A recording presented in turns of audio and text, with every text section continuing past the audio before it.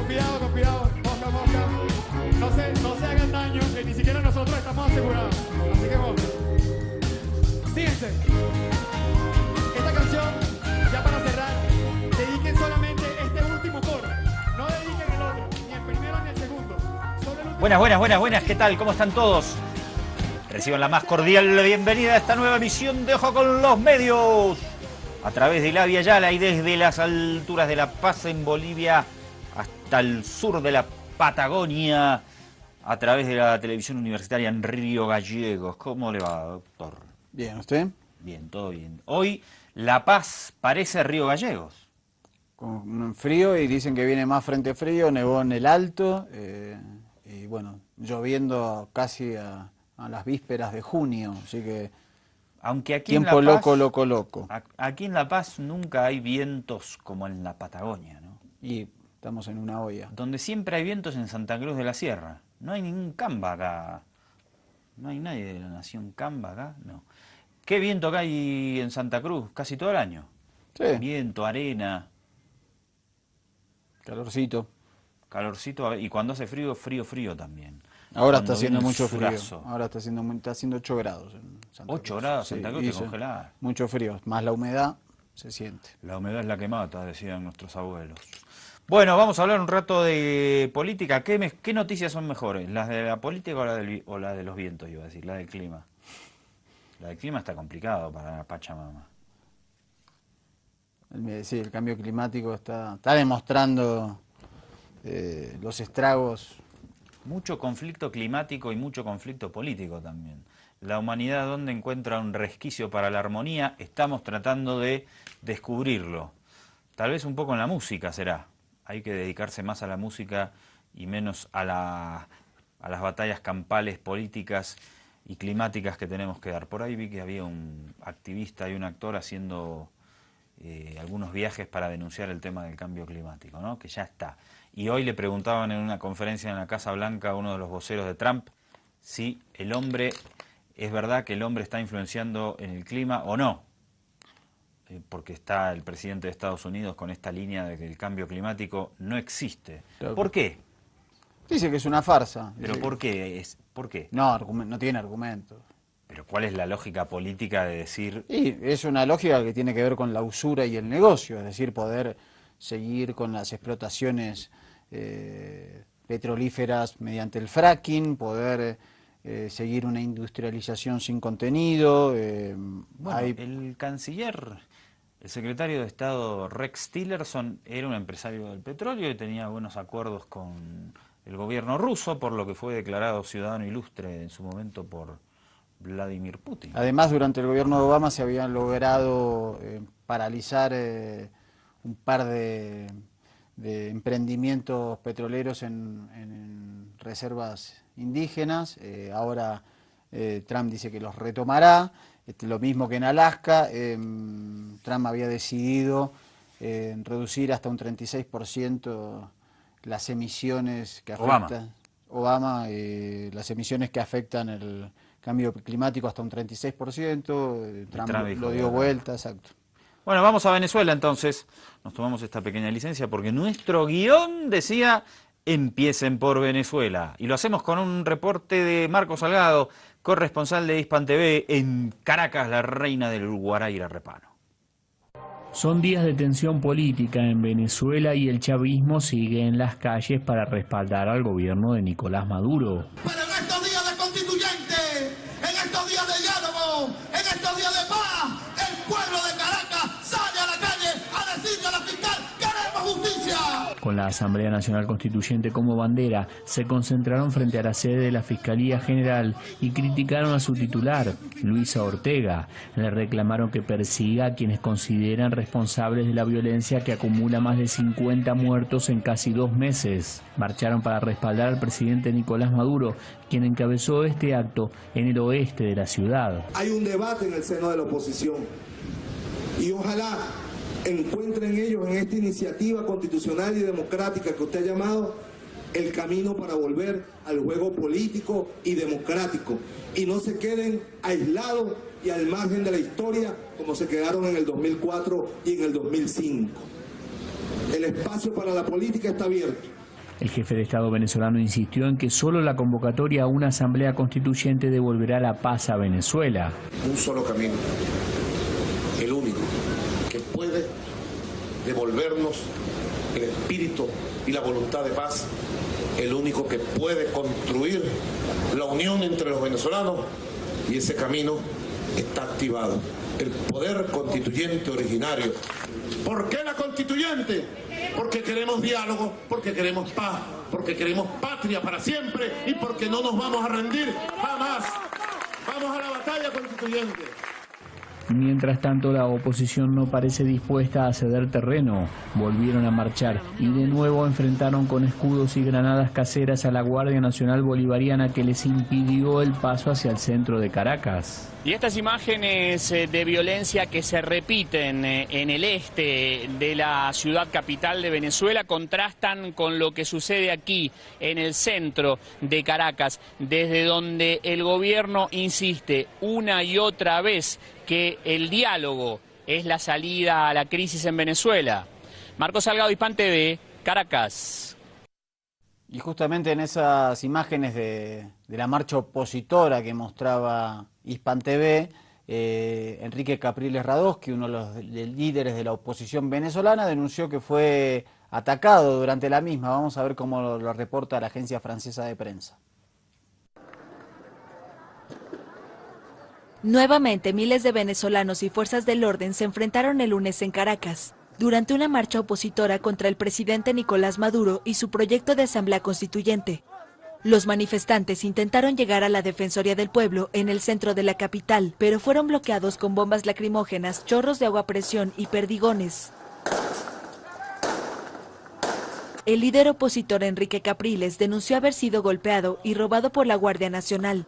Según la oposición, 257 personas resultaron heridas en la protesta de Caracas. El chavismo se concentró para respaldar la constituyente, a la que Maduro define como un poder, incluso por encima de la ley que resolverá la crisis. Maduro acusa a sus adversarios de actos de terrorismo para dar un golpe de Estado. Por primera vez vamos a activar un Comando Nacional de Seguridad Antiterrorista y lo va a dirigir el Mayor General González López, al frente de este Comando Nacional Antiterrorista, por la seguridad, desde ya. En la ciudad de San Cristóbal, en el estado de Táchira, los manifestantes quemaron 2 taxis y un autobús para bloquear vías. No les importó nada y lanzaron hacia las casas bombas lacrimógenas. Aunado a ellos, a esos funcionarios de la Guardia Nacional, también aparecieron colectivos armados, amedrentando a la gente para que no siguiera protestando. El gobierno y la oposición se culpan mutuamente de la violencia en las protestas que iniciaron el 1 de abril, que han dejado 60 muertos y más de 1 millar de heridos según la Fiscalía.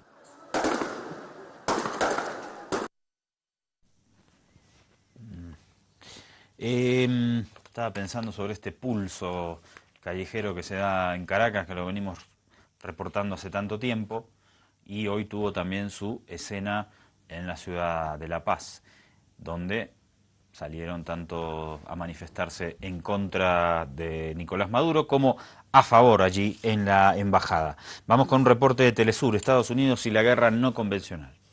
En 2011, Estados Unidos se convirtió en el país que más invierte en el uso bélico de la neurociencia. Desde el Pentágono se han desarrollado programas para construir el guerrero perfecto.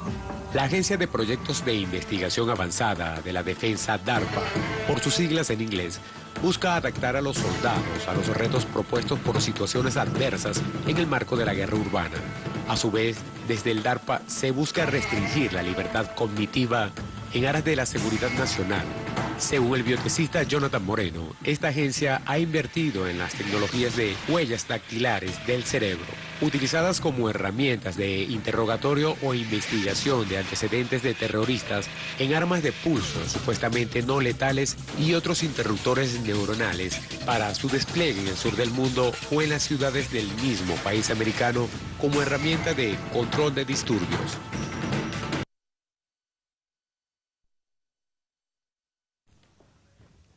No entendí nada. ¿Cómo es esto? Dicen que ahora hay una nueva forma de intervención que es entre la neurociencia, que es una de las nuevas tecnologías que va a utilizar Estados Unidos para intervenir en... Usted Me parece que ¿qué es el control de la... el control de la... Una gran operación psicológica. Sí, digamos. exactamente. Me parece que igual... ¿Le falta una vueltita? Le falta una vuelta de tuerca, pero para mostrar básicamente que a Igual veces se buscan demasiados... se dan demasiadas vueltas para cosas que son... Gringolandi siempre va un paso adelante en estas cuestiones tecnológicas que no entendemos nada. Bueno, ahora además con esto de las redes sociales, no sé qué, la cuarta generación, la quinta, la sexta y la séptima, es todo muy complicado. Lo cierto es que siempre la manipulación del ser humano en torno a la búsqueda de intereses geopolíticos siempre fue algo importante en la historia de la humanidad, y hoy día con tanta tecnología esto se va tornando más complejo. Y la guerra no convencional está a la orden del día, es decir, ya se han terminado las guerras prácticamente, no observamos guerras de infanterías, de cuerpo a cuerpo. Necesitaríamos un nuevo Sun Tzu, doctor, que nos explique el arte de la guerra. El arte de las guerras en el siglo XXI. ¿Cuándo escribió Sun Tzu? Del siglo XIX. No, antes. Siglo XVIII, escribió, parece. ¿XVIII? Parece que sí. Creía que era un poquito antes. Bueno, vamos a consultar ahora ese dato. Violencia en las... Ah, no, perdón, la verdad de las muertes, Cuba Información. Vamos ahí y te vamos a comentar un poco más en detalle este tema que siempre ponemos sobre la mesa de Ojo con los Medios, que es si la totalidad de los muertos, como presentan los grandes medios, es por represión o porque es que suceden estos hechos que de cualquier forma revisten una gravísima situación institucional en Venezuela. Vamos. Porque de las 42 personas que han fallecido entre el 3 de abril y el 16 de mayo, la inmensa mayoría han sido asesinadas por opositores. 25 de ellas, casi el 60%, eran chavistas o policías. 2 eran motoristas que fallecieron en accidentes provocados por la colocación de barricadas. 9 murieron electrocutados en el saqueo de una panadería. Hasta la fecha solo 3 muertes han sido directamente por acción de la policía y varios funcionarios han sido detenidos. Finalmente, 3 muertes de jóvenes opositores bajo investigación se produjeron con armas caseras a muy corta distancia, lo que apunta a asesinatos selectivos de falsa bandera. Los medios ocultan la extrema violencia de las protestas y el carácter neofascista de muchos de sus participantes. A pesar de ello, el presidente Nicolás Maduro ha dado orden taxativa de que la policía en ningún caso porte armas de fuego. Los vídeos de apaleamientos a policías o simplemente a personas que recriminaban la violencia opositora jamás aparecen en los medios internacionales. Tampoco, curiosamente, el linchamiento de periodistas, ni el ataque o quema a viviendas de chavistas, sedes de partidos que apoyan al gobierno y bienes públicos de todo tipo, incluso un hospital materno, consultorios médicos o bibliotecas.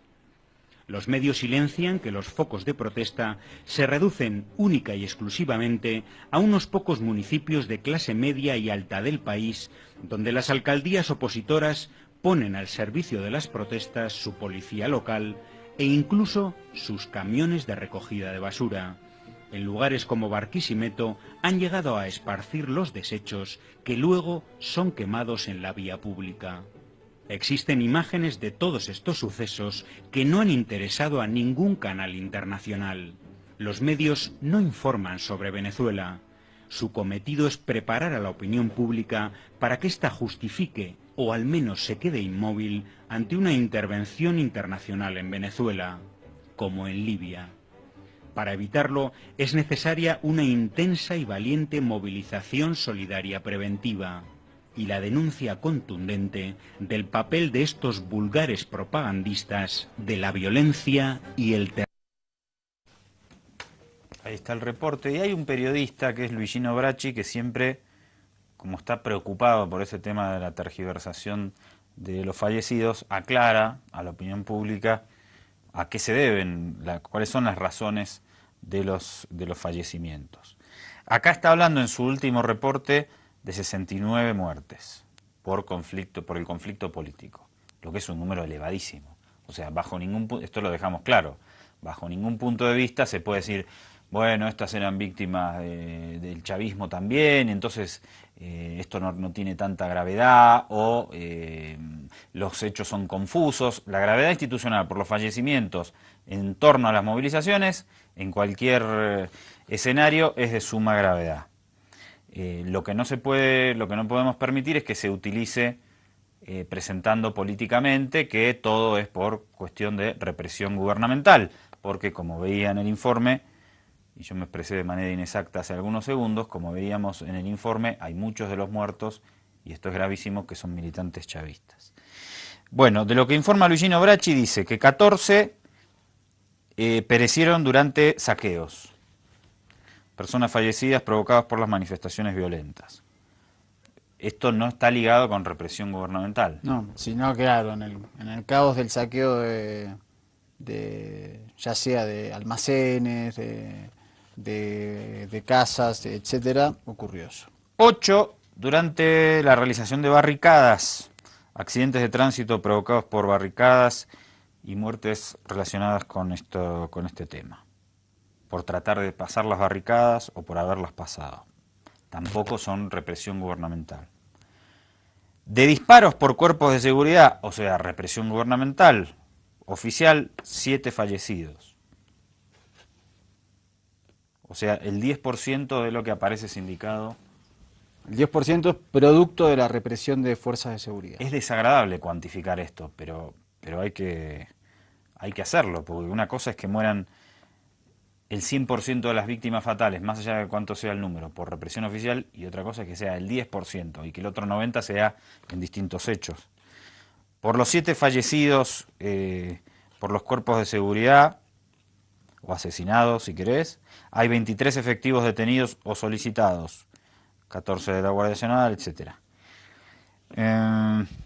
Disparos por bandas criminales, 3 fallecidos.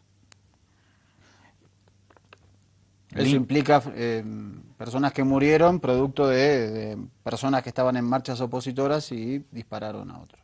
1 murió linchado, fue asesinado mediante un linchamiento, y hay 3 efectivos de las fuerzas de seguridad que también murieron por el accionar de los manifestantes opositores. Bueno, esos son algunos datos que son importantes, ¿no? El 10%, repito que es bien desagradable hacer una cuantificación de esto, la gravedad por los fallecimientos es en todos los casos, pero el 10% de los fallecidos hasta ahora se puede responsabilizar a las fuerzas de seguridad, lo que es muy diferente a lo que presentan los grandes medios. Claro que también hay otros 20 que están en investigaciones y no hay difusión de datos suficientes sobre cómo ocurrió el deceso o quién fue el presunto homicida o hay controversia al respecto.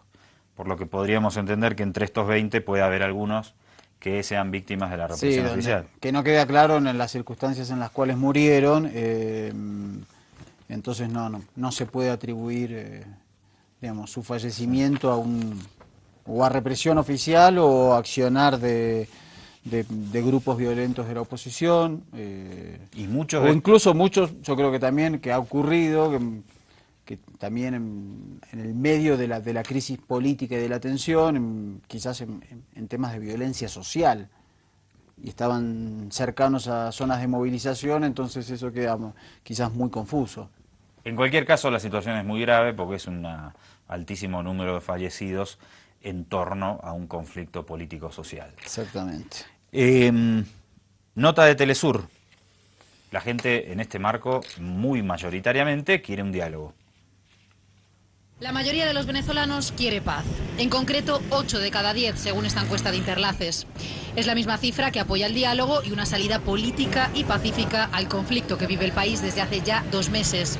Un conflicto que se hace con las calles prácticamente a diario, con manifestaciones opositoras que se tornan violentas casi en el 100% de los casos.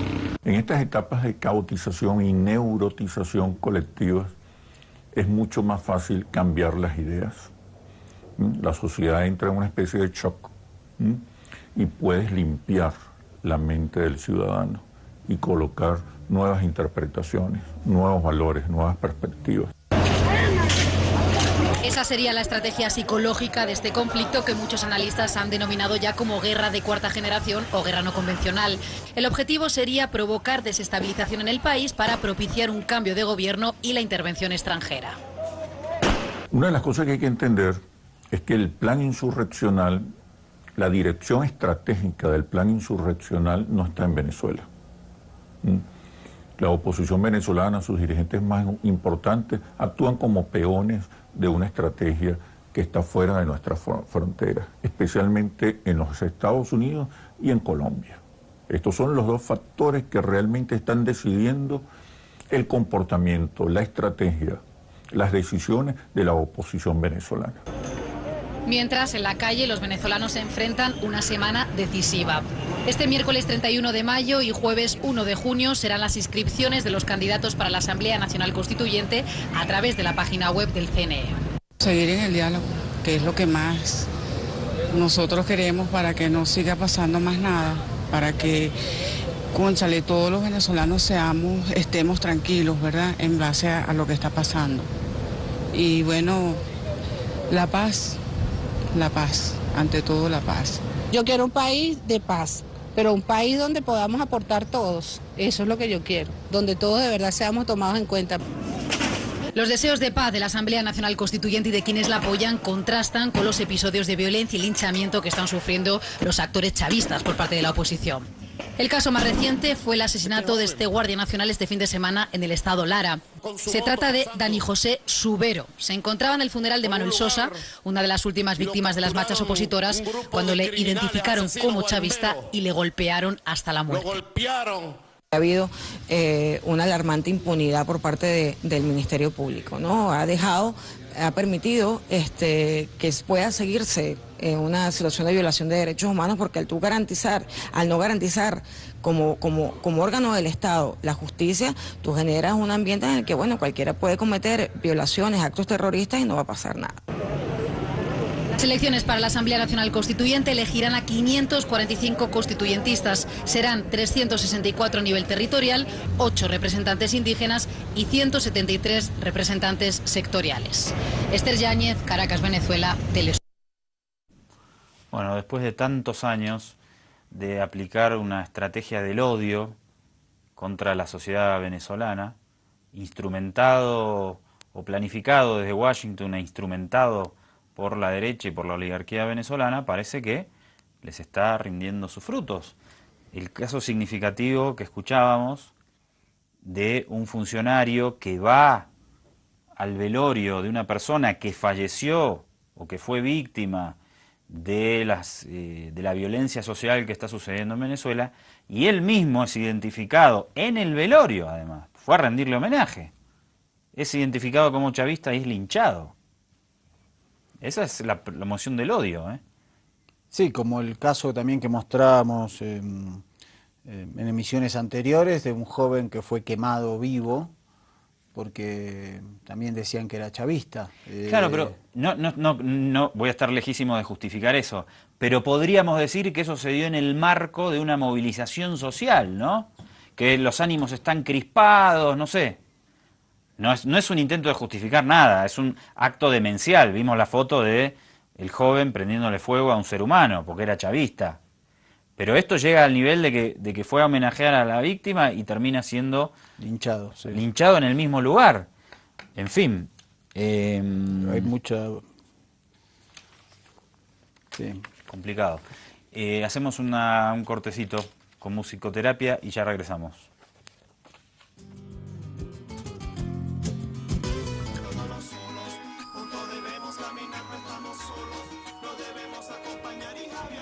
No estamos solos en la vida, ya a tenerlo en cuenta por lo menos.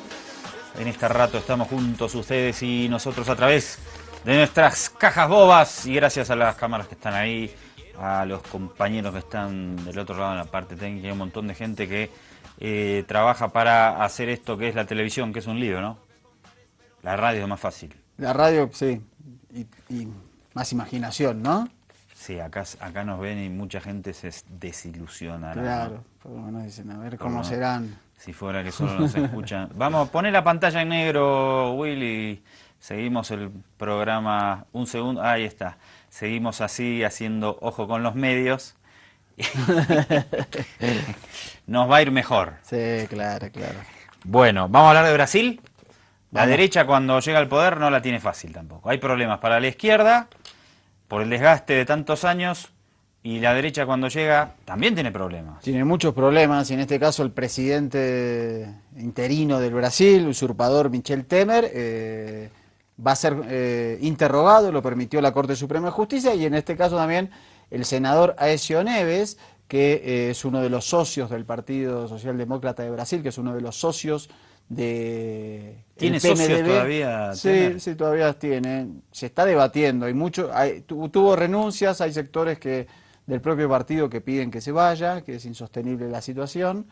Recordemos que Michel Temer salieron a la luz mediante O Globo una serie de audios en los cuales acepta pagos de coimas al expresidente de diputados Eduardo Cunha durante 20 años para que haga silencio respecto a lo que sabe. Y después lo que veíamos, la nota de Brasil. La nota de Brasil, volvemos por favor a la nota anterior. ¿Cuánta platita le ofrecieron a Cunha? No, de Cunha se le habla de corrupción pasiva, porque le van a pagar $160.000 por semana. La firma JBS, el frigorífico que se acogió a la delación premiada, a Cunha para que no ventile trapitos sucios respecto al impeachment a Dilma Rousseff, al gobierno, etcétera. $160.000 por semana, si me dan a mí, no digo nada contra nadie. Aparte es por no hablar, es una cosa muy graciosa. Sí. Y ahora salió un audio que lo muestra Aécio Neves presionando al jefe de la Policía Federal para acceder a testimonios de la causa Furnas. Furnas es una empresa eléctrica del Brasil en la cual se acusa y aparece a Aécio Neves de pagar coimas. Entonces parece que Aécio Neves presionó fuertemente al jefe de la Policía Federal para ver qué se dice sobre él en esa causa. Bueno, Temer no quiere renunciar. Yo el otro día, vemos noticias de Brasil todos los días, ¿no? Y uno piensa, cuando gobernaba Lula, la imagen que tenía Brasil, ¿no? De ese estadista, de esa potencia regional y pujante. La imagen de Brasil ahora es un desastre. El presidente es un corrupto casi confeso. El presidente de los diputados, que fue el operador político para dar el golpe a Dilma, es un cachivache, pero total, por el que ya fue destituido por la propia derecha. Sí, se le dio...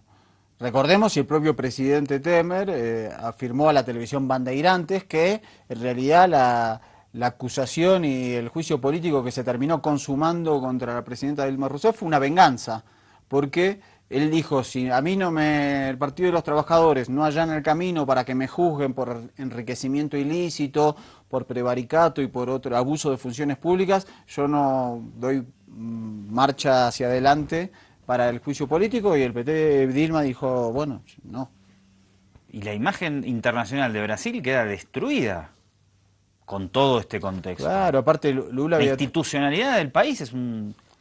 Lula se había convertido también en una locomotora económica de Brasil, de América Latina, los descubrimientos y los avances petroleros, el ingreso de 40 millones de personas a la clase media, los vínculos sur-sur, el restablecimiento y el apoyo de Brasil también a África, el ingreso de sectores universitarios de población negra, indígena y pobre mediante cupos, es decir, una serie de cosas que ha habido retrocesos. Y Temer dice, mientras tanto, que no renuncia, y además dijo, si quieren que renuncie, vengan a tumbarme, dijo. Y hay movilizaciones, pero en una posición abiertamente de provocación. Vamos a verlo.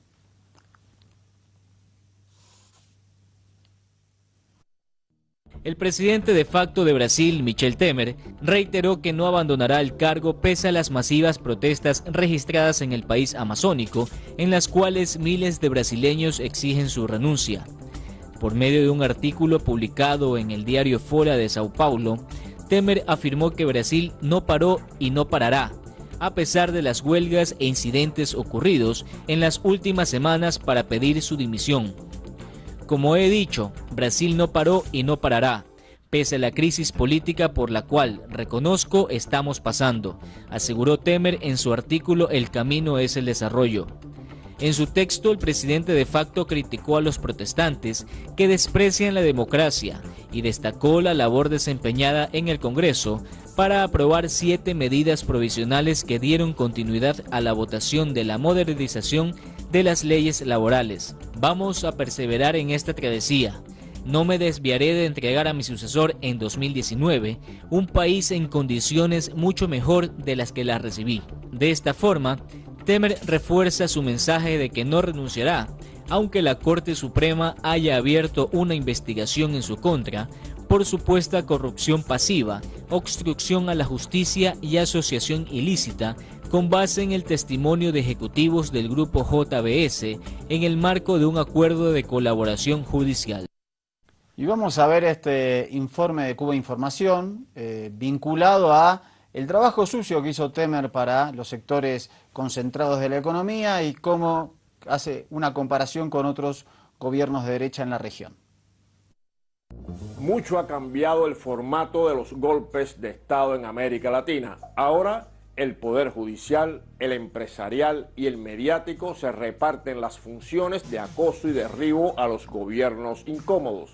En los nuevos golpes, la derecha coloca de manera provisional a hombres fuertes, a veces impopulares, que hacen el trabajo sucio, mientras gana tiempo para fabricar su candidato impoluto preparado para gobernar en el periodo posterior. En 2009, tras el golpe de Honduras, era colocado Roberto Micheletti como presidente transitorio de rostro duro, mientras la derecha preparaba a Porfirio Lobo como el candidato amable destinado a vencer por la vía electoral. Algo similar ocurría en 2012 en Paraguay tras el golpe parlamentario a Fernando Lugo. Federico Franco fue el presidente interino hasta que la derecha preparó la estrategia de marketing mediático que llevó a Horacio Cartes a la presidencia. Es lo mismo que ahora pasa en Brasil. Michel Temer fue el ejecutor del golpe contra Dilma Rousseff en agosto de 2016.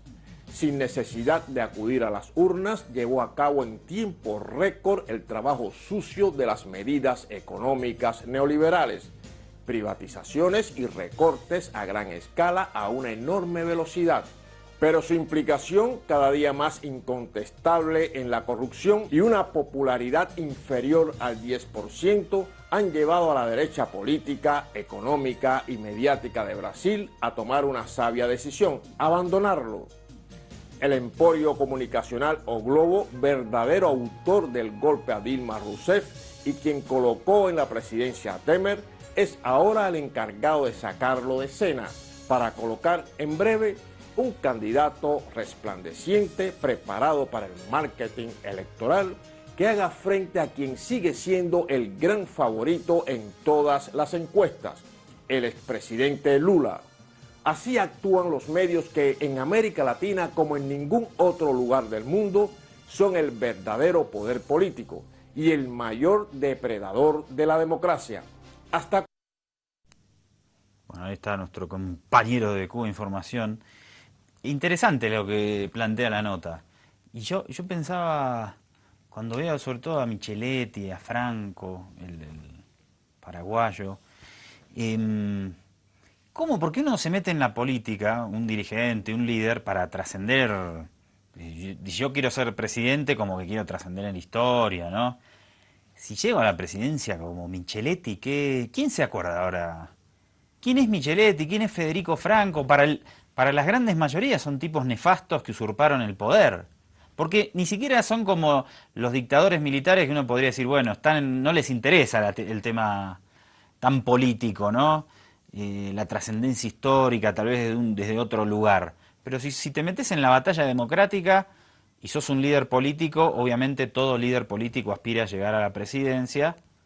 Hacerlo de esta forma, ¿qué? Porque son peones de intereses oligárquicos y no intereses populares. Está claro que tanto Federico Franco en Paraguay como vicepresidente de Fernando Lugo, como Micheletti, que en ese momento era un aliado de Manuel Zelaya en Honduras y presidente del Congreso hondureño, lo que hicieron fue corregir las medidas progresistas que habían encarnado esos procesos en esos dos países. A mí todavía me cuesta entender, porque yo digo, yo soy Federico Franco, ¿no? Fui en la lista o en la papeleta, en la fórmula con Federico Lugo. Con Fernando Lugo. Lógicamente tengo aspiraciones de ser presidente en algún rato, como cualquier líder. Bueno, me presentaré mi proyecto político, voy y que la gente me elija, así puedo trascender a la historia. Pero si Federico Franco desde el primer día dijo que estaba listo para gobernar, siendo vicepresidente. Sí, desde el primer minuto. Sí, ahí me parece que también hay que debatir, y deben debatirlo los partidos políticos también, esa es de otra... izquierda, los movimientos progresistas, qué tipo de alianzas y con quién la hacen. Está claro que la alianza de el Frente Guazú y la Alianza para el Cambio de Lugo con el Partido Radical Liberal Auténtico y la alianza del Partido de los Trabajadores en Brasil con el PMDB, el Partido de los Caudillos en Brasil, que tuvo 3 presidentes y ninguno fue candidato a presidente, sino que ascendieron a la presidencia en circunstancias como mínimos polémicas. Me parece que hay que replanteárselo. ¿Con quién se hacen alianzas? Bueno, vamos a hacer un cortecito, lo hacemos con la nota 13, Will, si es tan amable, y ya regresamos.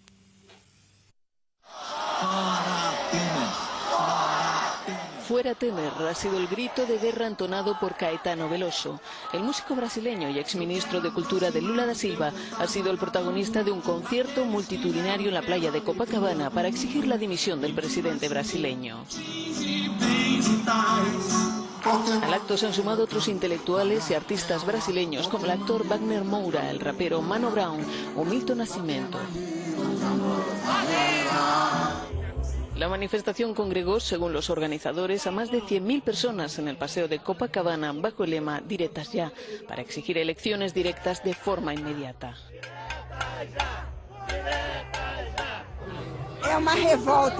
Hay una repugnancia masiva, una sensación de repulsión, de asco y de angustia.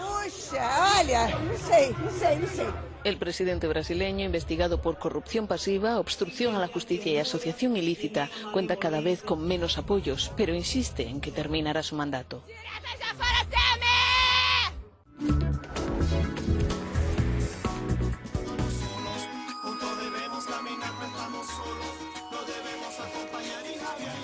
¿Te frío? No. Hubo un chiste que anduvo circulando hoy en WhatsApp, vio que en WhatsApp uno puede añadir contactos. Se ha añadido, bueno, muchos decían se ha añadido una estufa. El frío paseño, que me imagino que este frente vendrá de la zona sur de la Antártida.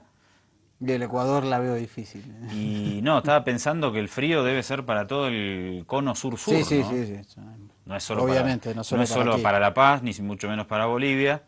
Me trabé un poquito, no estaba seguro si decía... No, de hecho Paraguay también está haciendo frío, que bueno, no es tan común. ¡Excelente! Bueno, nos quejamos del calor, después del frío, nos quejamos de todo al final. Si no nos quejamos no somos seres humanos. Sí.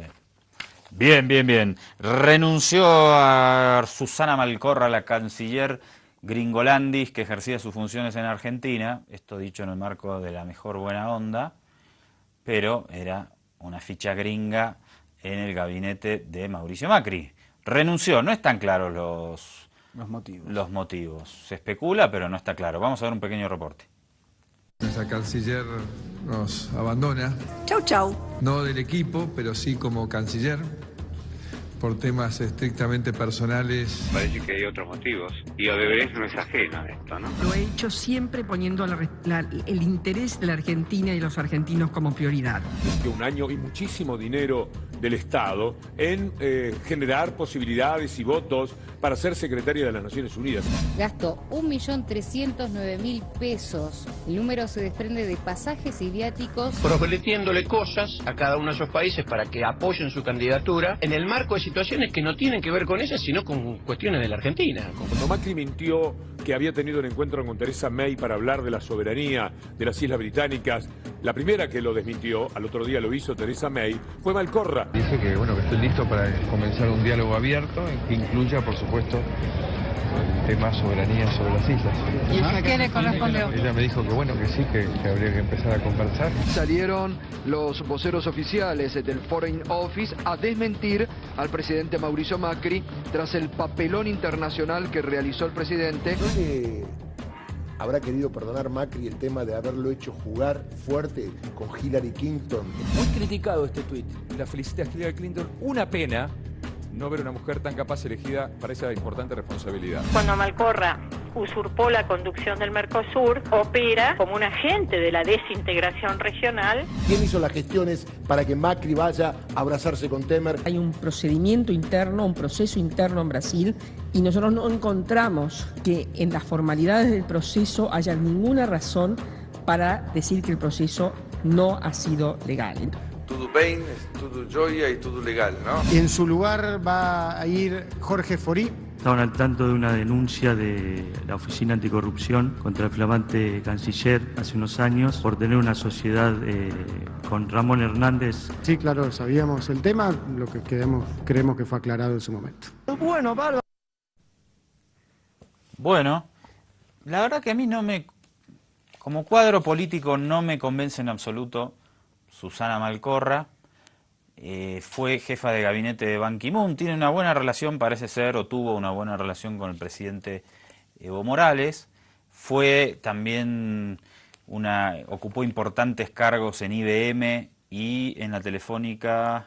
En Telefónica. En Telefónica. Sí, y de capitales españoles. Sí, estuvo casi 12 años en el ámbito de las Naciones Unidas, en puestos de mucha importancia y de relevancia, y de acuerdo a lo que se puede leer en Wikileaks y en otras fuentes, con un vínculo carnal muy fuerte con Estados Unidos. Se decía que el puesto de canciller era un trampolín para ser secretaria general de la ONU, que no lo logró. A mí no... Apoyada por Estados Unidos, sí. Y en lo cual la elección de Guterres mostró una alianza, un tipo muy interesante, una alianza muy fuerte entre Europa, Rusia y algunos países de África, contra la pretensión de Estados Unidos, porque fue una batalla fuerte en Naciones Unidas, porque que Malcorra sea canciller implicaba, digamos, desactivar un poco a Naciones Unidas en relación a ciertas políticas de Estados Unidos, sobre todo en Medio Oriente. A mí lo que no me convencía de ella, más allá de estar de acuerdo, ¿no?, en posiciones ideológicas, por ejemplo, a ver, otros cancilleres, por decir uno de Argentina, Guido Di Terra en los 90, Moreno, el canciller de Moreno era de Piñera, ¿no? Heraldo Muñoz. A mí no coincido con sus líneas ideológicas, pero vos lo ves y como que te genera un respeto intelectual, digamos. Pero yo la veo a Susana Malcorra y no... de onda, ¿no? Pero no le veo ningún... Sí, o los cancilleres de Lula y Dilma, ¿no? Eran con una solidez también. Dicen que técnicamente es muy sólida, pero yo creo que ha cometido bastantes errores. Pero un canciller no puede ser un técnico. Creo que ella es una técnica. Es una técnica. No, depende, puede ser ambas cosas, pero creo que, no sé, que haberlo llevado a Macri a reunirse con Temer, el único presidente que se reunió con él mismo, la desestabilización y desintegración en el Mercosur. Alicia Castro, diputada argentina cercana al kirchnerismo, dijo que fue la peor canciller de la historia de la Argentina. Creo que estoy de acuerdo. Pasamos a otros temas. El zapatismo impulsa a mujer indígena como candidata presidencial. ¿Cuánto tiempo sin hablar del zapatismo? Vamos a ver el reporte de Univisión y veremos si tiene alguna oportunidad real. A ver. E invitarlos también. María de Jesús Patricio, mujer mexicana de origen indígena, fue elegida en San Cristóbal de las Casas, en el sureño estado de Chiapas, para participar como candidata independiente a la presidencia de la República para 2018, impulsada por el Ejército Zapatista de Liberación Nacional, el EZLN de estructura guerrillera.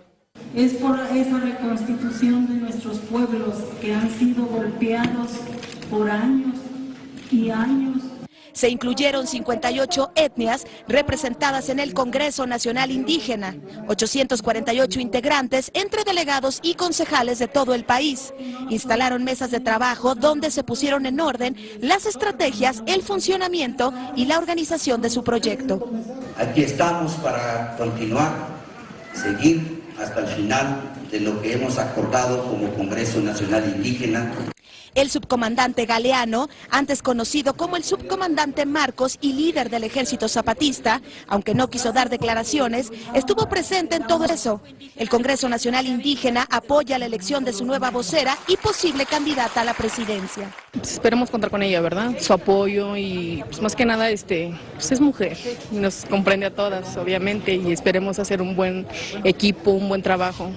Según datos, hay 15.7 millones de mexicanos indígenas que sufren la discriminación, la cual se traduce en desempleo y pobreza. Estas comunidades esperan que un nuevo gobierno les asegure su inserción a la sociedad. La elección de María de Jesús Patricio se dio en total privacidad y contó con la presencia de 296 observadores internacionales, entre ellos del pueblo apache de Estados Unidos y de la etnia Mam de Guatemala. En la Ciudad de México, María Elena Pazzi, Univisión. Bueno, ahí está el reporte, importante noticia, cambio en el eje de actuación política del EZLN, el Ejército Zapatista de Liberación Nacional, que se lanza abiertamente a la arena política. Por eso yo nunca termino de entender, tengo entendido que el EZLN tiene un trabajo político de bases muy importante. Algunos años atrás, yo estuve por allá, pero ya demasiados años atrás como para hacer una valoración. Pero yo no entiendo por qué siguen el subcomandante Marcos Galeano con el pasamontañas, y ya están en el ámbito legal, van a presentar una candidata a presidencia, tienen que tener una... Sí, porque igual de todas formas, sobre todo en la zona de San Cristóbal de las Casas, la persecución militar sigue siendo fuerte. Sí, eso sí. Yo creo que es una doble cuestión simbólica y de protección. Recordamos además que esta presentación, bueno, ya podemos vislumbrar 3 candidatos que irían del centro izquierda a la izquierda, ¿no? El Manuel López Obrador, que puede andar muy bien, el candidato que usted entrevistó también... Sí. Se nos escapa el nombre a los dos. De Noroña, Fernández Noroña. Fernández Noroña, y ahora la presentación del zapatismo con una candidata mujer e indígena. Pinta interesante, y me parece que hay un test electoral este domingo en México. 4 estados van a tener elecciones estaduales y va a ser una muestra del deterioro del PRI o no respecto a la pésima imagen que tiene el presidente Peña Nieto y la impunidad que campea en México y que hemos mostrado muchísimo aquí en Ojo con los Medios. Le atentamente saludo, doctor Vázquez. Yo soy Andrés Allari de este lado y nos vemos mañana. Nos vamos con una notita medio de color.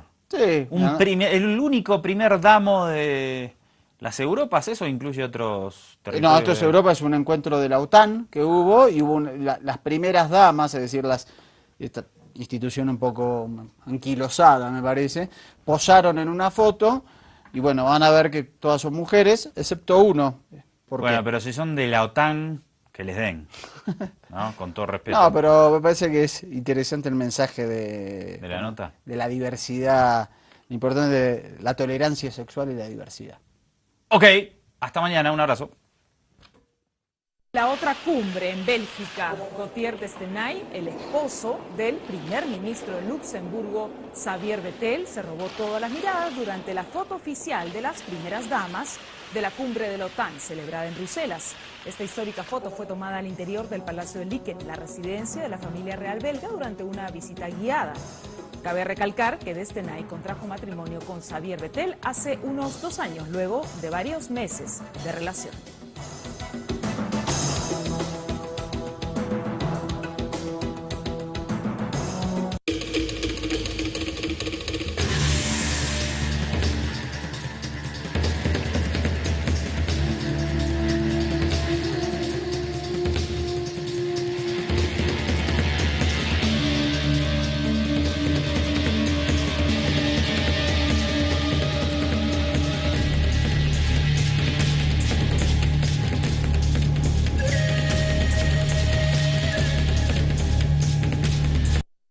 Está abierto. El jefe de Estado venezolano insistió en que solo la convocatoria a una asamblea constituyente devolverá la paz a Venezuela. Un solo camino, el único, que puede devolvernos el espíritu y la voluntad de paz, el único que puede construir la unión entre los venezolanos, y ese camino está activado. El poder constituyente originario. ¿Por qué la constituyente? Porque queremos diálogo, porque queremos paz, porque queremos patria para siempre y porque no nos vamos a rendir jamás. Vamos a la batalla constituyente. Mientras tanto, la oposición no parece dispuesta a ceder terreno. Volvieron a marchar y de nuevo enfrentaron con escudos y granadas caseras a la Guardia Nacional Bolivariana, que les impidió el paso hacia el centro de Caracas. Y estas imágenes de violencia que se repiten en el este de la ciudad capital de Venezuela contrastan con lo que sucede aquí en el centro de Caracas, desde donde el gobierno insiste una y otra vez que el diálogo es la salida a la crisis en Venezuela. Marcos Salgado, Hispan TV, Caracas. Y justamente en esas imágenes de la marcha opositora que mostraba Hispan TV, Enrique Capriles Radosky, uno de los líderes de la oposición venezolana, denunció que fue atacado durante la misma. Vamos a ver cómo lo reporta la agencia francesa de prensa. Nuevamente, miles de venezolanos y fuerzas del orden se enfrentaron el lunes en Caracas. Iba a decir la del clima. La del clima está complicado para Pachamama. Sí, el cambio climático está demostrando los estragos. Mucho conflicto climático y mucho conflicto político también. La humanidad, ¿dónde encuentra un resquicio para la armonía? Estamos tratando de descubrirlo. Tal vez un poco en la música será. Hay que dedicarse más a la música y menos a las batallas campales políticas y climáticas que tenemos que dar. Por ahí vi que había un activista y un actor haciendo algunos viajes para denunciar el tema del cambio climático, ¿no? Que ya está. Y hoy le preguntaban en una conferencia en la Casa Blanca a uno de los voceros de Trump si el hombre, es verdad que el hombre está influenciando en el clima o no. Porque está el presidente de Estados Unidos con esta línea de que el cambio climático no existe. ¿Por qué? Dice que es una farsa. ¿Pero por qué? ¿Por qué? No tiene argumentos. ¿Pero cuál es la lógica política de decir...? Sí, es una lógica que tiene que ver con la usura y el negocio, es decir, poder seguir con las explotaciones petrolíferas mediante el fracking, poder seguir una industrialización sin contenido. Bueno, el canciller, el secretario de Estado Rex Tillerson era un empresario del petróleo y tenía buenos acuerdos con el gobierno ruso, por lo que fue declarado ciudadano ilustre en su momento por Vladimir Putin. Además, durante el gobierno de Obama se habían logrado paralizar un par de emprendimientos petroleros durante una marcha opositora contra el presidente Nicolás Maduro y su proyecto de asamblea constituyente. Los manifestantes intentaron llegar a la Defensoría del Pueblo en el centro de la capital, pero fueron bloqueados con bombas lacrimógenas, chorros de agua a presión y perdigones. El líder opositor Enrique Capriles denunció haber sido golpeado y robado por la Guardia Nacional. Según la oposición, 257 personas resultaron heridas en la protesta de Caracas. El chavismo se concentró para respaldar la constituyente, a la que Maduro define como un poder, incluso por encima de la ley que resolverá la crisis. Maduro acusa a sus adversarios de actos de terrorismo para dar un golpe de Estado. Por primera vez vamos a activar un comando nacional de seguridad antiterrorista y lo va a dirigir el mayor general González López al frente de este Comando Nacional Antiterrorista por la seguridad desde ya.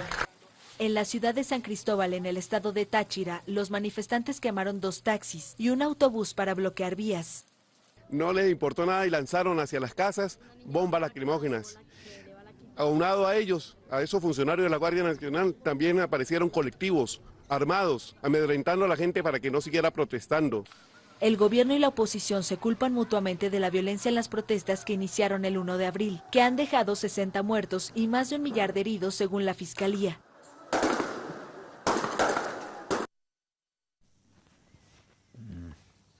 Estaba pensando sobre este pulso callejero que se da en Caracas. Que reservas indígenas, ahora Trump dice que los retomará, lo mismo que en Alaska. Trump había decidido reducir hasta un 36% las emisiones que afectan...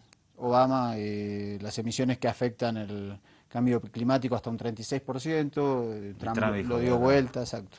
Bueno, vamos a Venezuela entonces, nos tomamos esta pequeña licencia porque nuestro guión decía empiecen por Venezuela. Y lo hacemos con un reporte de Marco Salgado, corresponsal de Hispan TV en Caracas, la reina del Guaraíra Repano.